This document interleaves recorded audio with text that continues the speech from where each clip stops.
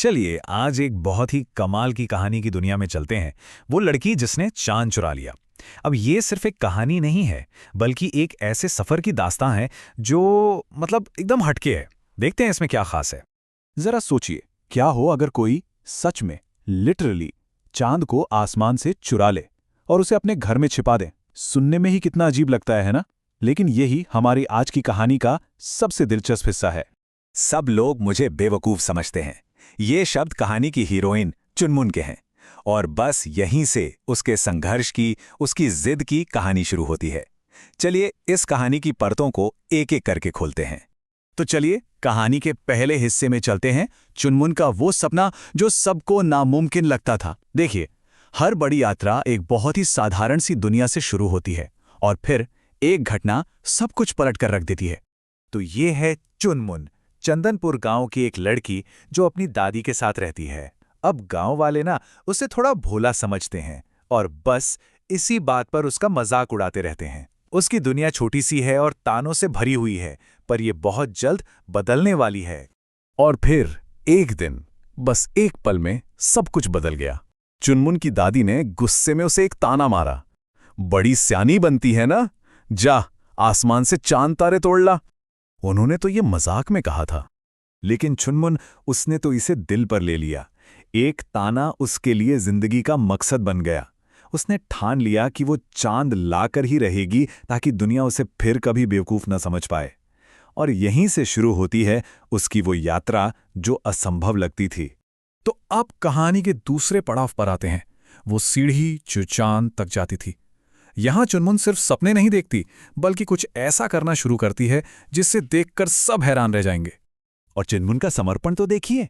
उसने रंग बिरंगी चूड़ियों से एक सीढ़ी बनानी शुरू कर दी, एक एक चूड़ी जोड़कर।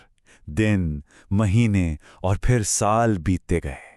यह सिर्फ एक सीढ़ी नहीं थी, ये तो उसकी जिद और मेहनत की कहानी थी जो हर दिन आसमान के और करीब जा रही थी।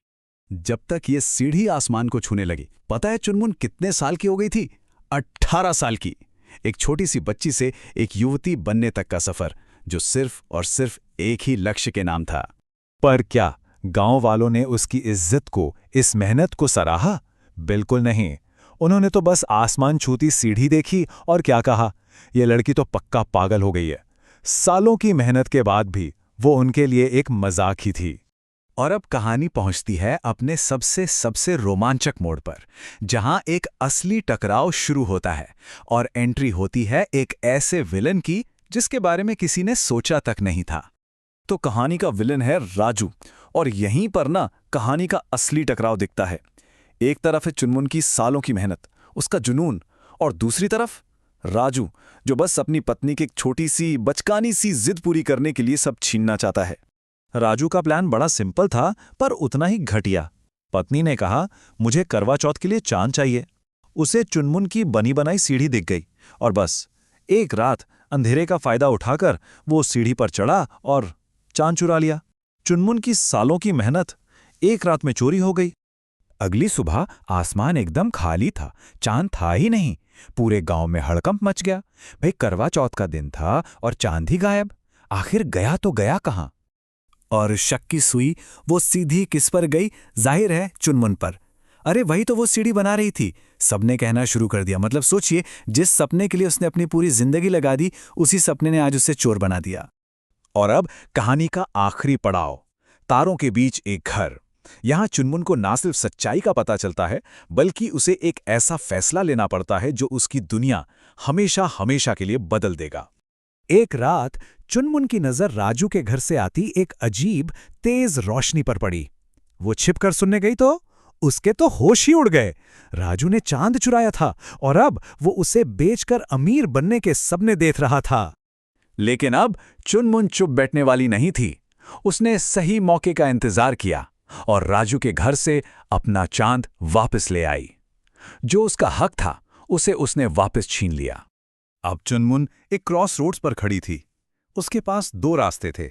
क्या वो चांद को वापस आसमान में रखकर गांव लौटे एक हीरो की तरह, या उस दुनिया को हमेशा के लिए छोड़ दे जिसने उसे कभी अपनाया ही नहीं? और चुनमुन ने अपना फैसला ले लिया। उसने उस गांव को, उस दुनिया को ठुकरा दिया। वो अपनी दादी के साथ उस सीढ़ी पर चढ़ी और सीधा चांद पर अपना नया घर बसा लिया। और फिर उन्होंने उस सीढ़ी को भी ऊपर खींच लिया। नीचे की दुनिया से हर रिश्ता हमेशा के लिए खत्म।